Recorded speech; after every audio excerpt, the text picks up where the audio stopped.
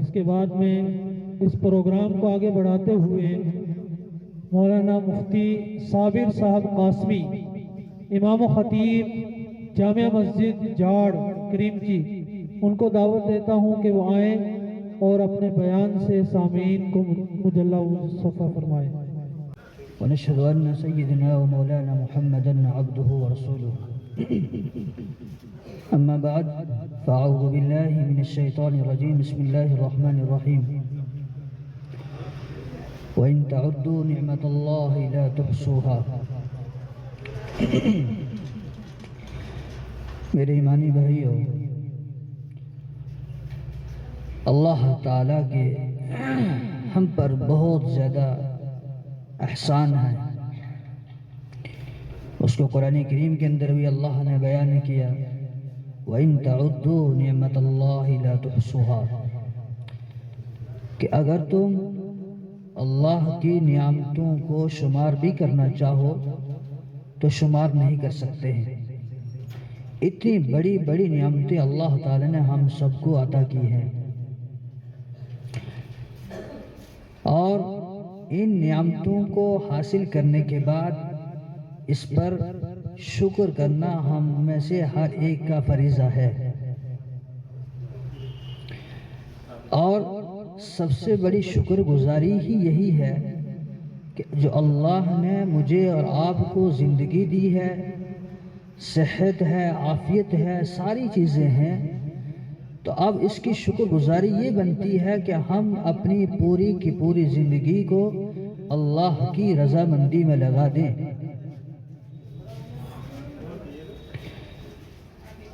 اللہ کی رضا والی زندگی ہم اگر گزاریں گے تو ہم شکر گزار بندے بنیں گے۔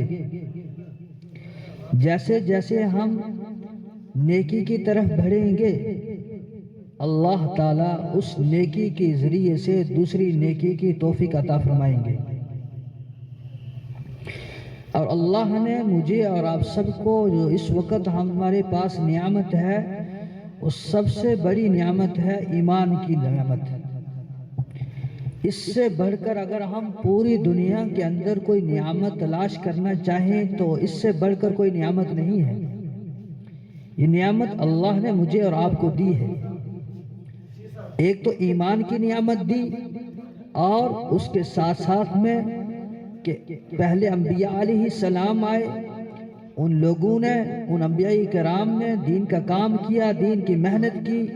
جب بھی لوگوں کے اندر بگاڑ آتا رہا، لوگوں کا تعلق اللہ سے کٹتا رہا، یہ انبیاء کرام آتے رہے اور انسانوں کا تعلق اللہ کے ساتھ جوڑتے رہے۔ اس کام کو اللہ تعالیٰ نے انبیاء علیہ السلام کو بھیجا تھا، اور پھر بہت سارے انبیاء علیہ السلام ہیں جنہوں نے یہ دعائیں کی کہ ہمیں آپ علیہ السلام کی امت کے اندر بھی پیدا کیا جائے، لیکن حضرت عیسیٰ علیہ السلام کے علاوہ اور کسی نبی کو یہ چیز حاصل نہیں ہوئی کہ اس امت کے اندر پیدا ہو، اس امت کے اندر دوبارہ آئے۔ ایک حضرت عیسیٰ علیہ السلام دوبارہ سے اس امت کے فرد بن کر آئیں گے۔ تو دوسری جو سب سے بڑی نعمت پھر ہمیں اللہ کی طرف سے ملی ہے، وہ جناب اکرم صلی اللہ علیہ وسلم ہے۔ ایک تو ایمان کی دولت اللہ نے دے دی، اس کے ساتھ میں اللہ تعالیٰ نے آپ علیہ السلام کی امت کے اندر ہمیں پیدا کیا ہے۔ اس سے بڑھ کر بھی کوئی نعمت نہیں۔ یہ نعمتیں اللہ نے ہمیں دی ہیں، اور آپ علیہ السلام جو ہمیں نبی ملے، ان نبیوں، اس نبی کے صدقے سے ہمیں اور بہت ساری چیزیں ملی۔ پہلی امتیں تھیں، ان امت کے افراد کے پاس، ان لوگوں کے پاس بھی نماز کا تحفہ تھا، لیکن آج جو طریقہ ہمارے پاس نماز کا ہے، جو طریقہ ہے، اس طریقے سے پہلے انبیاء علیہ السلام پہلی امتوں کے پاس نہیں تھا۔ پہلی امتیں بھی روزہ رکھا کرتی تھی، لیکن اللہ نے اس نبی کے صدقے سے ہمیں رمضان المبارک کا مبارک مہینہ دیا۔ پہلے امتیں تھیں، پہلے شریعتیں تھیں، پہلے کتابیں تھیں، لیکن قرآن جیسی عظمت والی کتاب اس سے پہلے نہیں آئی تھی۔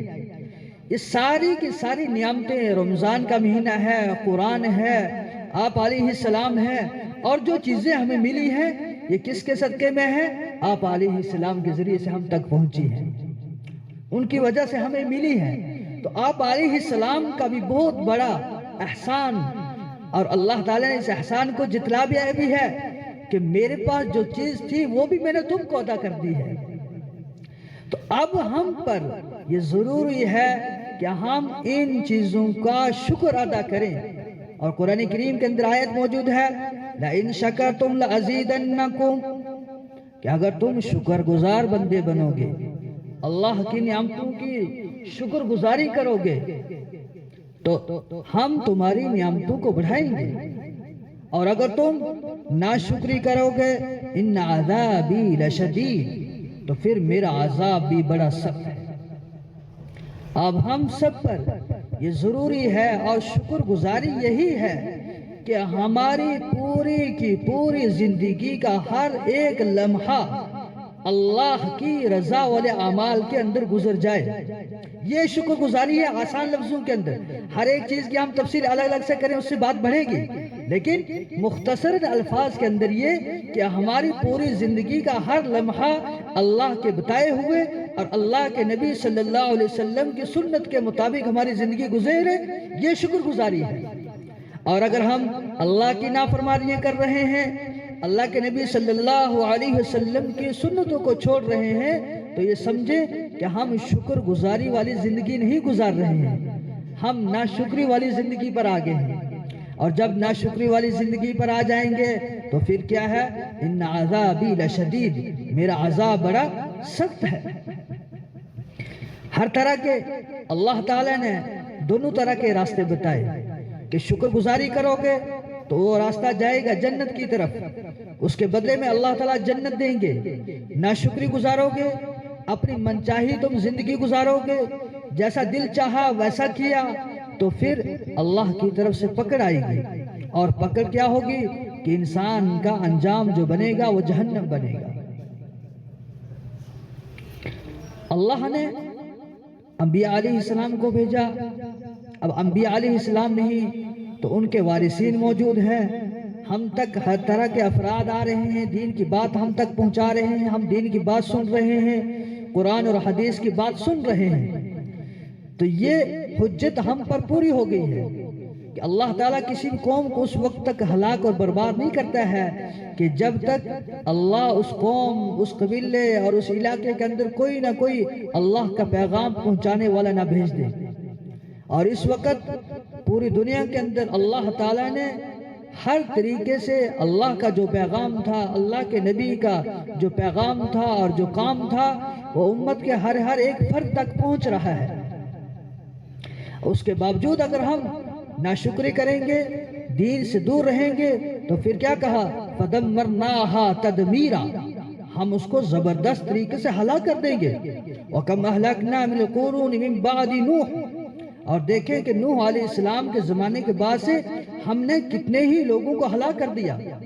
قوم عاد کو دیکھا جائے، قوم سمود کو دیکھیں، قوم لوط علیہ السلام کی قوم کو دیکھیں، اصحاب الایکہ کو دیکھیں کہ ان لوگوں نے نافرمانی کی، تو نتیجہ کیا نکلا کہ اللہ تعالیٰ نے اس دنیا سے ہلاک کیا، برباد کیا، اور ان کا آج دنیا کے اندر کوئی بھی نام و نشان نہیں۔ اور بلکہ جب یہ ہلاک ہوئے تو آج کے اعتبار سے ہمارے جسم سے ہم سے زیادہ طاقتور لوگ تھے، اور قرآن نے کیا کہا؟ كَأَنَّهُمْ أَعْجَازُ نَخْلٍ خَاوِيَةٍ، کہ جب یہ لوگ ہلاک ہو گئے، برباد ہو گئے، مر گئے، تو ایسے زمین پر پڑے تھے کہ جیسے بڑے بڑے کھجور کے پیڑ ہیں۔ اتنے وہ طاقتور لوگ تھے، وہ قوم عاد، قوم سمود، جتنے ہم سے پہلے جتنے بھی لوگ گئے، ہم سے جسم کے اعتبار سے طاقت تھے، قوت کے اعتبار سے بھی مضبوط تھے، لیکن اس وقت ہم ہر اعتبار سے کمزور ہیں، اور اللہ کا عذاب بڑا سخت ہے۔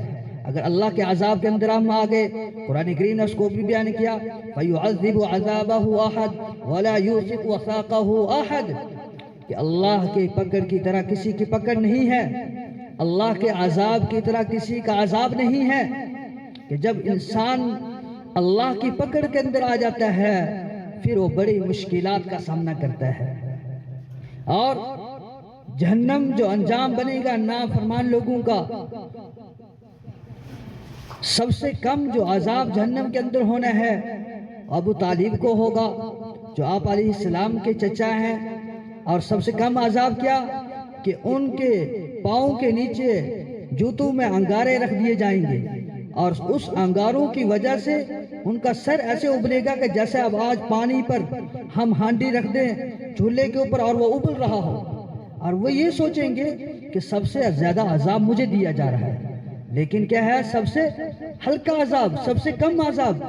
اور ایک حدیث کے اندر آتا ہے کہ جن انسانوں کو جہنم کے اندر ڈال دیا جائے گا، اور جہنم کی آگ اتنی خطرناک ہے کہ اگر ایک انسان کو جو جہنم کی آگ کے اندر پڑا ہوا ہو وہاں سے اٹھایا جائے اور دنیا کی آگ کے اندر ڈالا جائے تو اس کو دنیا کی آگ میں نیند آ جائے، دنیا کی آگ میں اس کو نیند آ جائے گی۔ تو اس سے اندازہ ہم کریں کہ جہنم کی آگ کتنی سخت ہے، کتنے خطرناک وہ منازل ہیں۔ اور دوسری طرف جو شکر گزاری والی زندگی گزاریں گے، وَأَمَّا مَنْ خَافَ مَقَامَ رَبِّهِ وَنَهَى النَّفْسَ عَنِ الْهَوَىٰ فَإِنَّ الْجَنَّةَ هِيَ الْمَأْوَىٰ، جس انسان نے ہر وقت اللہ کے فرما برداری والے کام کیے اور جو بھی کام کر رہا تھا اس وقت یہ سوچ رہا تھا کیا اس کام سے میرے رب مجھ سے راضی ہے کہ نہیں، اور ڈر رہا تھا کہ یہ کام میں آج کر رہا ہوں کل قیامت کے دن میں نے اللہ کے سامنے جانا ہے، حساب دینا ہے، اللہ کے یہاں میں کیا جواب دوں گا، یہ ڈر ہر وقت دل کے اندر موجود ہے۔ اس ڈر اور اس غم کی وجہ سے انسان برائی کی طرف نہیں جا رہا ہے بلکہ اچھائی کی طرف آتا ہے۔ فَإِنَّ الْجَنَّةَ هِيَ الْمَأْوَىٰ، تو ایسے انسان کا ٹھکانہ اللہ تعالیٰ قرآن کریم کے اندر اعلان کر رہے ہیں کہ اس کا ٹھکانہ جنت ہے۔ اور جنت، ہم دنیا کے اندر جنت کا تذکرہ سن رہے ہیں، قرآن کے اندر پڑھ رہے ہیں، قرآن کی آیات موجود ہیں کہ جنت کے اندر طرح طرح کی نعمتیں ہیں، ہر چیز کھانے کو ملے گی، پینے کو ملے گی اور عیش کی زندگی ہوگی، جو انسان وہاں چاہے گا وہ ملے گا۔ لیکن حدیث کے اندر آتا ہے اس سے کہیں وہ نعمتیں زیادہ اچھی ہیں، بہترین ہیں کہ جنت کی نعمتوں کو دنیا کے اندر ہمارے دل اگر ان نعمتوں کا تصور بھی کرنا چاہیں تو تصور نہیں کر سکتے ہیں۔ دنیا کی نگاہیں اس چیز کو دیکھ نہیں سکتی ہیں، دنیا کے اندر جو ہمارے پاس آج کان ہے یہ کان اس چیز کو سن نہیں سکتے ہیں۔ ایسی نعمتیں اللہ تعالی نے جنت کے اندر پیدا کی ہیں، اور صرف کیوں کی ہے؟ انسانوں کے لیے۔ اور سورہ واقعہ کے اندر آیا، وہاں پر 3 طرح کے لوگوں کا تذکرہ کیا۔ میدان محشر کے اندر 3 طرح کے 3 لائنوں کے انسان ہوں گے، کچھ وہ ہوں گے والسابقون السابقون، جو نیک اعمال کے اندر بڑے زیادہ آگے بڑھا ہوئے تھے، ہر وقت اللہ کی فرما برداری والے اعمال کرتے تھے۔ اور دوسری طرف جن کا نام اعمال ان کے بائیں ہاتھ میں ملا ان کا تذکرہ کیا، اور جن کا دائیں ہاتھ میں ملا ان کا تذکرہ کیا، اور پھر جنت کی نعمتوں کا تذکرہ کرتے ہوئے آگے کیا کہا؟ جزاء بما كانوا يكسبون، یہ بدلہ ہے ان نعمتوں کا جو تم دنیا کے اندر کیا کرتے تھے۔ تو اللہ کے یہاں مجھے بھی اور پوری امت کے لوگوں کو اللہ کے یہاں بدلہ ملے گا۔ وَنَضَعُ الْيَوْمَ، اور قیامت کے دن اللہ تعالیٰ انصاف کا ترازو قائم کریں گے۔ فَلَا تُظْلَمْ نَفْسٌ شَيْئًا، اور کسی بھی نفس پر، کسی بھی انسان کے ساتھ کوئی زیادتی نہیں ہوگی۔ جس نے جو نیکی کی ہے اللہ تعالیٰ اس کو اس کی نیکی کا پورا بدلہ دیں گے، جس نے کوئی برائی کی ہے اس کو سزا ملے گی۔ اور جب قیامت کے دن انسانوں کو ان کے نام اعمال دیے جائیں گے، اور سورۃ بنی اسرائیل کے اندر تذکرہ ہوا کہ انسان کو جب نام اعمال دیا جائے گا، کفا بنفسک الیوم علیک حسیبا، انسان کے لیے خود ہی کافی ہے کہ خود فیصلہ کرے کہ میں جنتی ہوں یا جہنمی ہوں، خود انسان اس کا فیصلہ کر سکتا ہے۔ تو یہ اللہ نے مجھے اور آپ کو جو زندگی دی ہے یہ اللہ کی طرف سے ایک نعمت ہے، ایمان کی نعمت ہے، اللہ کے نبی کی جو ہمیں اس امت کے اندر پیدا ہوئے، یہ ہمارے پاس بہت بڑی نعمت ہے۔ قرآن عظمت والی کتاب دی گئی، یہ ساری کی ساری عظمت والی چیزیں اور یہ نعمتیں ہمیں ملی ہیں، ان نعمتوں کی ہم نے شکر گزاری کرنی ہے، اور شکر گزاری یہی ہے کہ ہم نے اللہ کی فرما برداری والی زندگی ہم نے گزارنی ہے۔ اس طریقے سے ہم زندگی گزاریں گے، ہر موقع پر دیکھیں گے اللہ کے نبی صلی اللہ علیہ وسلم کا اس موقع پر کیا کام ہے، کیا طریقہ رہا ہے۔ ہمارے غمی کا وقت ہو، خوشی کا موقع ہو، کوئی بھی ہو، اس وقت ہم نے اس چیز کا دھیان رکھنا ہے کہ اللہ کے نبی صلی اللہ علیہ وسلم کس طریقے پر، اس موقع پر کیا سنت ہے، اس پر ہم چلیں گے، اور ہماری کامیابی بھی اسی کے اندر ہے کہ کہ ہماری زندگی کے اندر آپ علیہ السلام کے طریقے ہوں. جب اس طریقے سے ہم زندگی گزاریں گے تو انشاءاللہ تعالی اللہ تعالیٰ اس دنیا کے اندر بھی ہمیں کامیاب کریں گے اور آخرت کی سب منازل کو بھی اللہ تعالیٰ آسان فرمائیں گے اور وہاں کی نعمتیں بھی ہمیں ملے گی. اللہ مجھے بھی آپ سب کو کہنے سننے سے زیادہ عمل کی توفیق نصیب فرمائے. وآخر دعوانا الحمدللہ رب العالمین.